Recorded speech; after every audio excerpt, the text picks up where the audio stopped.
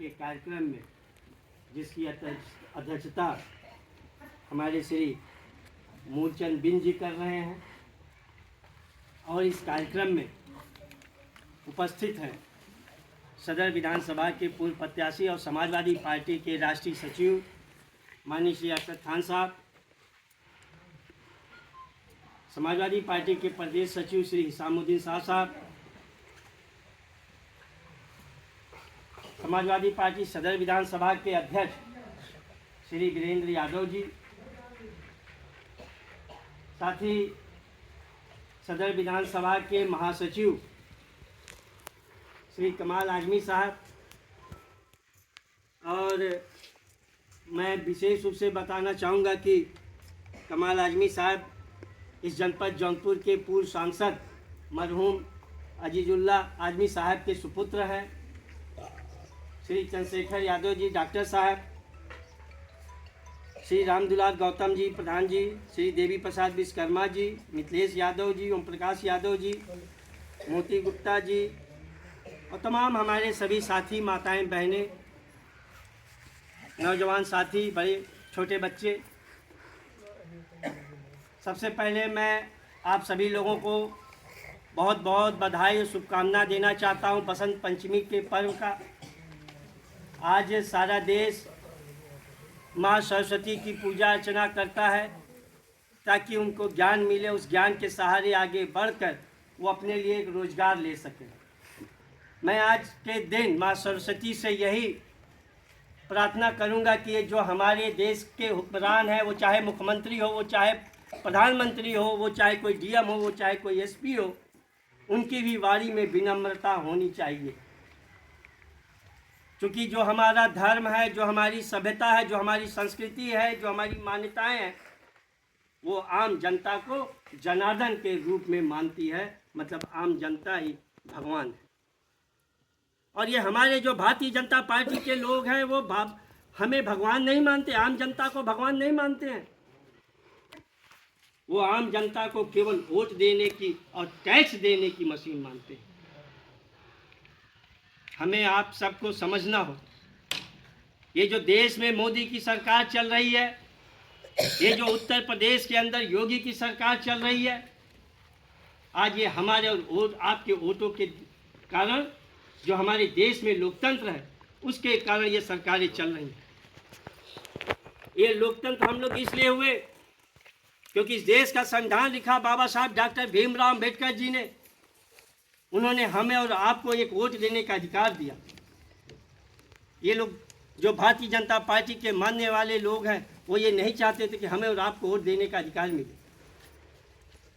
लेकिन जो बाबा साहब ने हमें और आपको वोट का अधिकार दिया, इस लोकतांत्रिक देश को एक संविधान दिया, जो संविधान में कानून दिया, हमें और आपको एक हक और अधिकार और सम्मान का रास्ता दिया।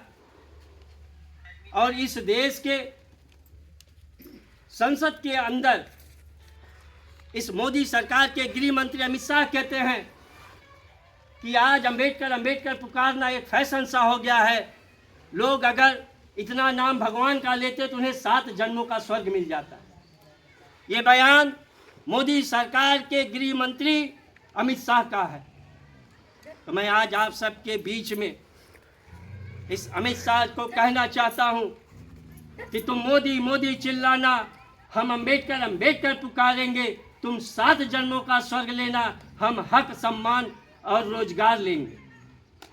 दोस्तों, जो हमारी देश में बाबा साहब ने जो लोकतंत्र के माध्यम से, संविधान के माध्यम से हमें और आपको एक अधिकार दिया, हमें आपको वोट देने का अधिकार दिया, हमें आपको सही शिक्षा लेने का अधिकार दिया, हमें आपको रोजगार लेने का अधिकार दिया।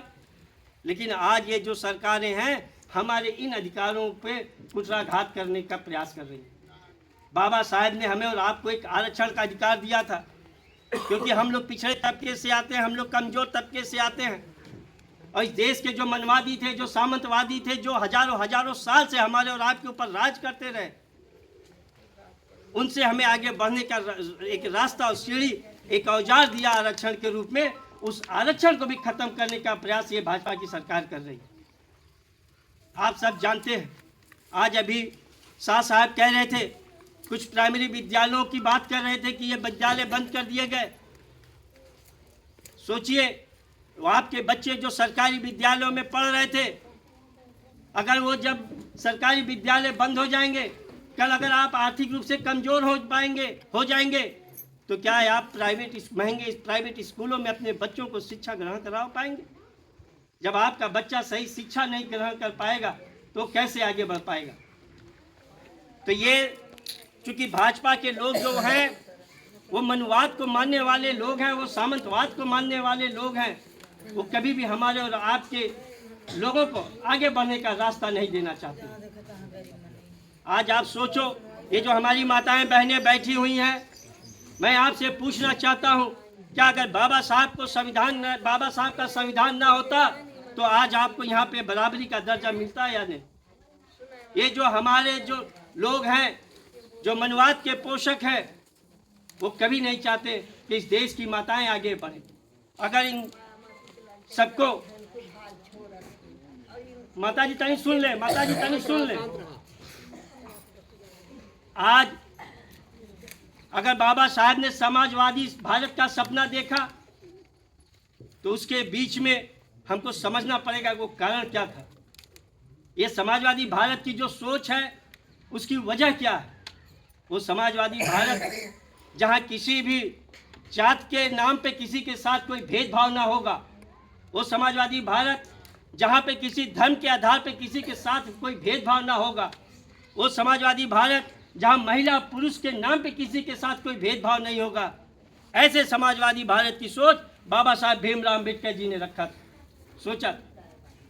श्रद्धेय नेताजी मुलायम सिंह यादव जी ने उसी सोच को आगे बढ़ाते हुए समाजवादी पार्टी की स्थापना की, ताकि हमारे जो सभी समाज के लोग हैं, जो सभी हमारी माताएं बहनें हैं, जो सभी हमारे छोटे बच्चे हैं, उन सभी को एक साथ आगे बढ़कर इस देश को विकसित भारत की श्रेणी में खड़ा करने का प्रयास किया जाए। लेकिन ये जो चालाक भारतीय जनता पार्टी के लोग हैं, ये जो इनके संगी साथी के लोग हैं, ये हमें और आपको जात के नाम पे बांटने और भड़काने का काम करते हैं। वो हमारे आपके भावनाओं से, धार्मिक भावनाओं से खेलने का काम करते हैं, धर्म के नाम पे हमें और आपको भड़काने का काम करते हैं। मैं समझता हूँ कि जिस दिन हम लोग इस मर्म को समझ गए, जो हमारे वेद सिखाते हैं, जो हमारे पुराण सिखाते हैं, जिसको राष्ट्रपिता महात्मा गांधी ने भी दोहराया और जिसको भगवान बुद्ध ने ही बताया, हमें सत्य और अहिंसा का मार्ग बताया था। आज उस सत्य और अहिंसा के रास्ते पे चलकर ही हम एक अच्छे समाज का, अपराध मुक्त समाज का निर्माण कर सकते हैं, जिसमें हमारे सभी के साथ न्याय हो सकेगा और जिसमें सबको सम्मान मिलेगा। लेकिन ये भारतीय जनता पार्टी के लोग न तो महात्मा गांधी को मानते हैं, न तो बाबा साहब को मानते हैं, न तो हमारे जो पुराने धर्म की बात है, जो लोक परंपराओं की बात है, जो सनातन की बात है, उसको भी ये भारतीय जनता पार्टी के लोग नहीं मानते।